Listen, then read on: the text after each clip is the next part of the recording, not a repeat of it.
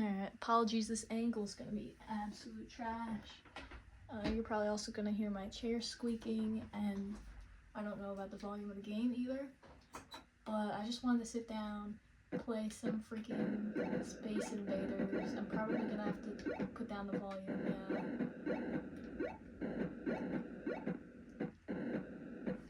Yeah, let's get this. Alright.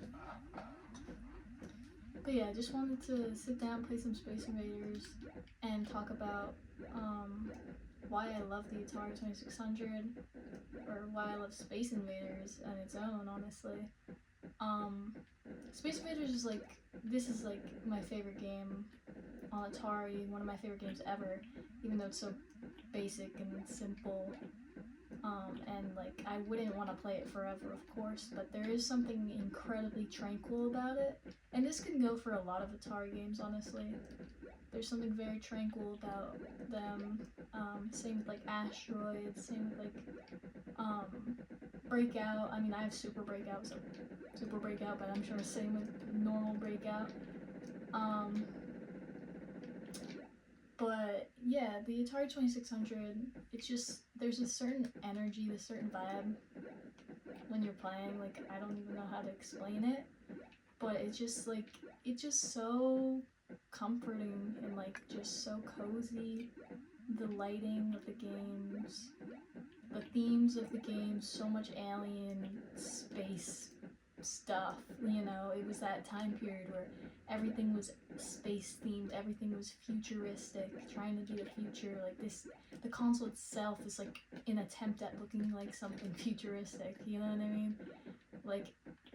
It was just, there's just this whole cadence to it. The marketing, the commercials, my dad and I, we love the commercials.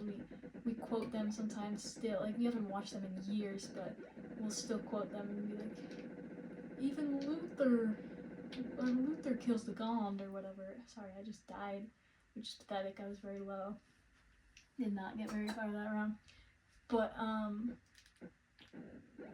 yeah, the freaking Luther kills the God freaking ad, and I don't know, there's just or the one that's I would like a Atari 2600 system, or Atari video computer system. I forget what it says.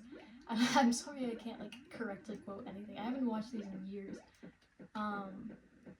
But yeah, we always, I don't know, something me and my dad joke about.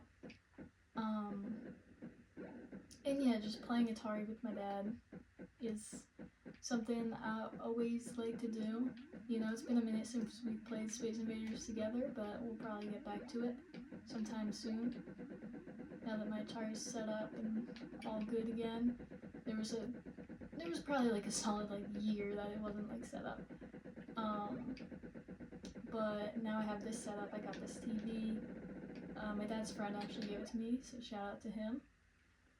And yeah, we got this whole, I got the setup these days, so I can just easily plug her in, get this thing going. I always keep my plug out.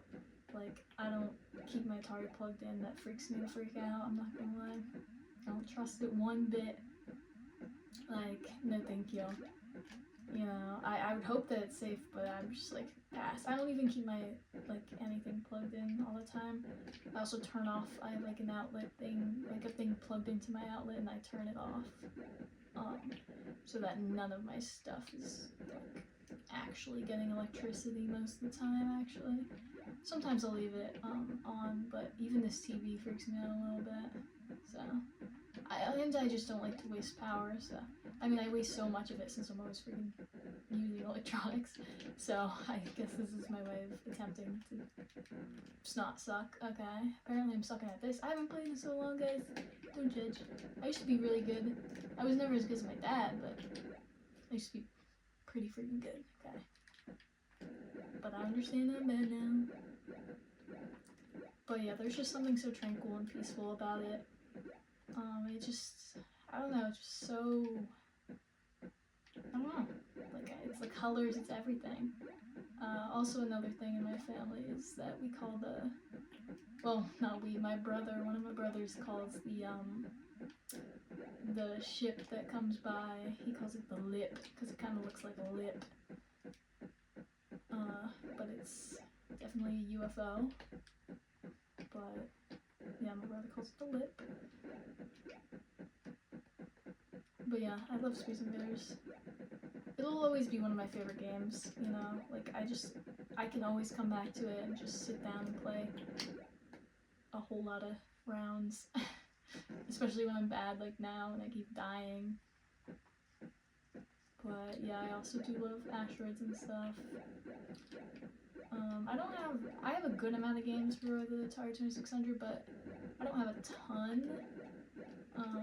Someday I'll probably get more. I would love to collect like a lot of the games. I love the history behind it, and I love, like, I used to read all about like Nolan Bushnell and like all that, so I'm a big Nolan Bushnell fan.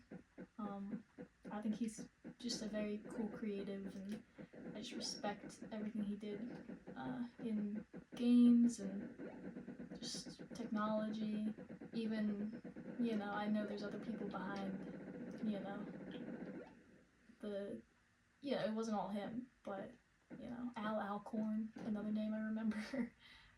Of course, there's Steve Jobs, Steve Wozniak, like, there's important people in technology world, but,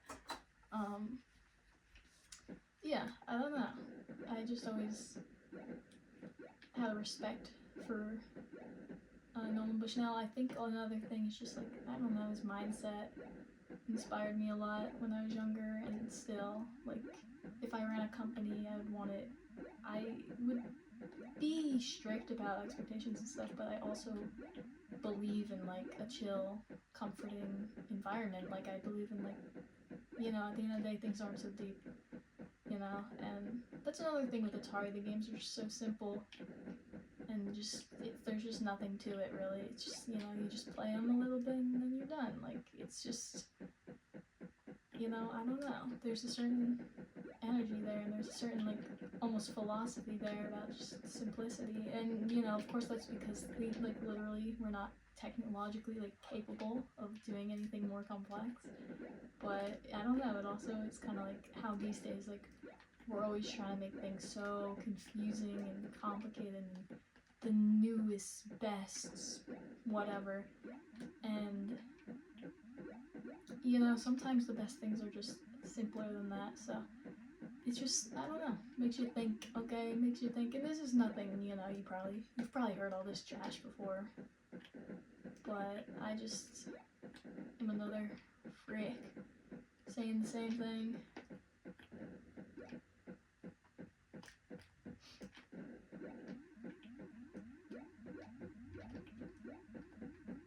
But I truly do respect these games. You know, the book I read in middle school of the ultimate history of video games, I recommend that to anyone who's into this type of stuff. I read that in 8th grade, and because I was already into video games and I wanted to learn more, and it was for a school project that I did where I studied video games, of course. And I remember my teacher saying, like, I think someone's used this book before and it's very businessy, and like, so it's like, what do you really want to write about with this essay, like a research project or whatever the frick. And I was like, that's fine, like, seems good, and it was good. And yeah, it's a little businessy, but it still tells you everything you want to know about just these people and their lives, and, you know, the important figures of the early video game industry. And it gives you a lot of perspective of the time. If you're like me, you weren't friggin' alive during it, you know what I mean? So, oh my gosh, I'm flopping, guys. But yeah, after this next death, I'll shut up and quit rambling. But yeah, again, there's just, I don't know, there's something beautiful, a silent, I'm about to fail right now, actually. Yeah, I don't know, it's beautiful that these games exist, you know, they're just, it's like a little time capsule whenever you play them, you know. So, yeah. Anyway, hope you're having a blessed day, and yeah.